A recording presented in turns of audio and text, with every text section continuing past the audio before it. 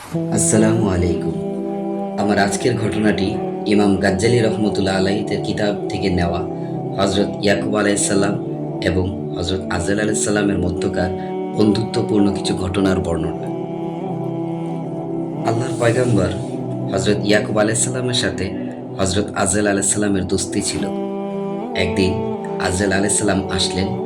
হজরত ইয়াকুব আলাইসাল্লাম তাকে জিজ্ঞেস করলেন, সাক্ষাতের জন্য এসেছো না জান কবজ করার জন্য এসেছো? হজরত আজরাইল আলাইসাল্লাম বললেন, শুধু সাক্ষাতের জন্য এসেছি। হজরত ইয়াকুব আলাইসাল্লাম বললেন, আমার মৃত্যুর কিছুদিন পূর্বে আমার নিকট দূত মারফত এ সংবাদ পৌঁছে দিও, যেন আমি বুঝতে পারি মৃত্যুর সময় এসে যাচ্ছে।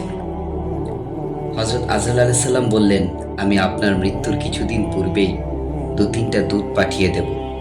সময় যাচ্ছে। কয়েক বছর পর আজরাইল আলাইসাল্লাম আসলেন। এবার তিনি রুহু কবজ করার জন্য এসেছেন। হজরত ইয়াকুব আলাইসাল্লাম বললেন, তুমি তো আমার মৃত্যুর আগে 2-3টা দূত পাঠাবে বলেছিলে, তারা কেউ তো এলো না। হজরত আজরাইল আলাইসাল্লাম বললেন, হে আল্লাহর নবী, দূত তো আমি পাঠিয়েছিলাম। ইয়াকুব আলাইসাল্লাম বললেন, কোথায়? আমি তো তাদের দেখা পাইনি।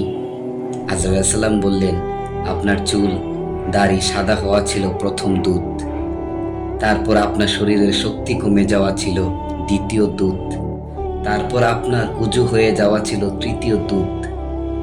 তারপর হজরত আজরাইল আলাইহিস সালাম বললেন, হে আল্লাহর নবী, মৃত্যুর পূর্বে মানুষের প্রতি আমার দূত এসবই হয়ে থাকে। সুবহানাল্লাহ।